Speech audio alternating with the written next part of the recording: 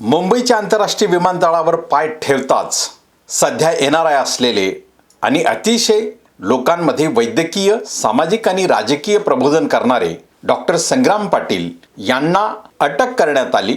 अर्थात त्यांची आता या वेळेपर्यंत सुटका झालेली आहे, परंतु त्यांच्या पत्नी डॉक्टर नुपूर पाटील यांच्यासह त्यांना रात्री 2 वाजता ताब्यात घेण्यात आलं होतं, अशी सोशल मीडियावरील पोस्ट ॲडव्होकेट असीम सरोदे यांनी जाहीर केल्यानंतर महाराष्ट्रभरातून आणि देशभरातून या विरोधात आवाज उठला आणि हा आवाज जेव्हा चर्चेचं रूपांतर घेतो त्याआधीच डॉक्टर संग्राम पाटील आणि त्यांच्या पत्नी डॉक्टर नुपूर पाटील यांना पोलिसांनी मुक्त केलं। अर्थात या संदर्भात त्यांच्याकडून काही लिहून घेतलं गेलं आहे की काय नेमकं अजून तो सविस्तर तपशील आला नसला तरी डॉक्टर संग्राम पाटील यांच्या अटकेने उलट अटक करणाऱ्या एका व्यवस्थेचीच बदनामी झाली असं म्हणायला हरकत नाही, कारण डॉक्टर संग्राम पाटील हे आता केवळ महाराष्ट्राचं व्यक्तिमत्व राहिलेलं नाही तर ते आंतरराष्ट्रीय लोकशाही व्यवस्थेचं प्रतिनिधित्व करणारं एक व्यक्तिमत्व बनलेलं आहे आणि त्यामुळे त्यांच्या अटकेच्या निषेधात संपूर्ण महाराष्ट्रामधून प्रतिक्रिया यायला सुरुवात झाली। त्याच्या विरोधात, त्या अटकेच्या विरोधात देशभरातून प्रतिक्रिया समाज माध्यमांवर आणि सर्वत्र चर्चेचा विषय बनल्याबरोबर दबाव आला आणि या दबावानंतर तात्काळ त्यांची सुटका करण्यात आली। याबरोबर कारण डॉक्टर संग्राम पाटील हे महाराष्ट्रात किंवा मुंबईत दाखल होताच अशी काय भीती नेमकी यंत्रणेला वाटली की त्यांना लगोलग अटक केली, कारण डॉक्टर संग्राम पाटील हे केवळ व्यक्ती नाही तर ते लोकांना प्रभावित करणारे एक प्रबोधनकार असंच त्यांना आता म्हणावं लागेल। आजच्या काळामध्ये लोकांचं समाज माध्यमांमधून त्यांनी प्रबोधन केलेलं आहे। 2020च्या कोरोना काळापासून कोरोनाच्या संदर्भात जी भीती, जो दबाव आणि जी गोंधळाची किंवा घाबरलेल्या परिस्थितीमध्ये जी जनता होती त्या जनतेला योग्य मार्गदर्शन करून त्यांना भीतीतून मुक्त केलं आणि प्रत्येक गोष्टीची कशी काळजी घ्यावी याचं सुसूत्र मार्गदर्शन त्यांनी त्या काळी केलं आणि त्या काळात महाराष्ट्रामध्ये जे सरकार महाविकास आघाडीचं होतं त्यांनी देखील त्यांचं मार्गदर्शन घेतलं। स्वतः तत्कालीन मुख्यमंत्री असणाऱ्या उद्धव ठाकरेंनी देखील त्यांचं मार्गदर्शन घेतलेलं होतं आणि त्या अनुषंगानं इथली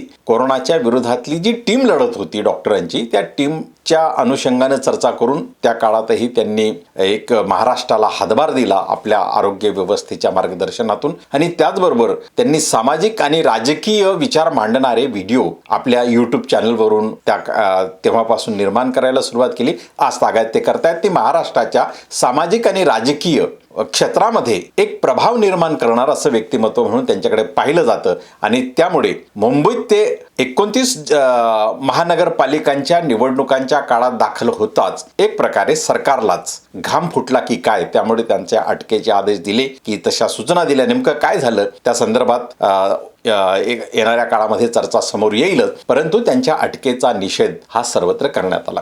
याच दरम्यान काळामध्ये आजच मुंबईच्या संदर्भामध्ये तमिळनाडूमधून आलेले भारतीय जनता पक्षाचे नेते के अण्णामलाई यांनी मुक्ताफळं उधळली की ज्यामध्ये त्यांनी म्हटले की मुंबई हे, आणि मुंबईला त्यांनी बॉम्बे हा शब्द उच्चारलेला आहे की बॉम्बे हे महाराष्ट्र शहर नाही, महाराष्ट्राचं शहर नाही तर ते आंतरराष्ट्रीय शहर आहे। अर्थात मुंबई ही महाराष्ट्राच्या जनतेची निर्मिती आहे खऱ्या अर्थानं, कारण मुंबईचं अर्थकारण जे उभं राहिलं ते इथल्या गिरणींच्या मधून आणि जो गिरणी कामगार संपूर्ण महाराष्ट्रातून या ठिकाणी एकवटला, त्या गिरणी कामगारांच्या श्रमावर आजची अर्थकारण करणारी किंवा अर्थसमृद्ध मुंबई उभी राहिलेली आहे आणि त्यामुळे मुंबई ही खऱ्या अर्थानं महाराष्ट्राचीच आहे। परंतु मुंबईच्या संदर्भात जे वक्तव्य के अण्णामलाई यांनी केलेलं आहे ते वक्तव्य निश्चितपणे महाराष्ट्रासाठी ज्यांनी बलिदान दिलं त्या बलिदान देणाऱ्या शूरवीरांचा, त्या महाराष्ट्रवीरांचा, त्या मराठी वीरांचा निश्चितपणे अपमान आहे आणि हा अपमान महाराष्ट्राच्या या शूरवीरांचा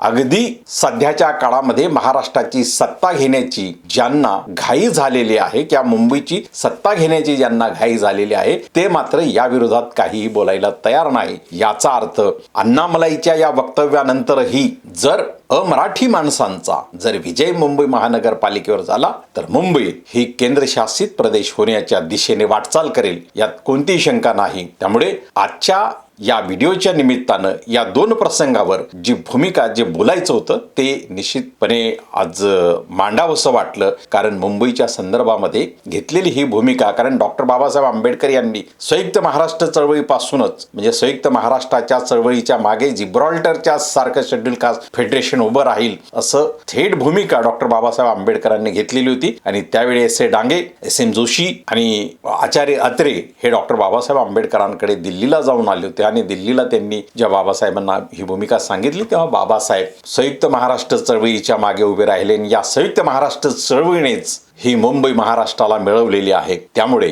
106 हुतात्म्यांचा अपमान होण्याबरोबर या भूमिकेचाही तो अपमान आहे. त्यामुळे या भूमिकेवर मुंबईची सत्ता हातात घेऊ पाहणाऱ्यांनी निश्चितपणे स्पष्टीकरण द्यायला हवं. हीच आजच्या निमित्तानं भूमिका आहे. धन्यवाद. हा व्हिडिओ आपल्याला आवडला तर शेअर करा, लाईक करा आणि आमचं चॅनल सबस्क्राईब देखील करा.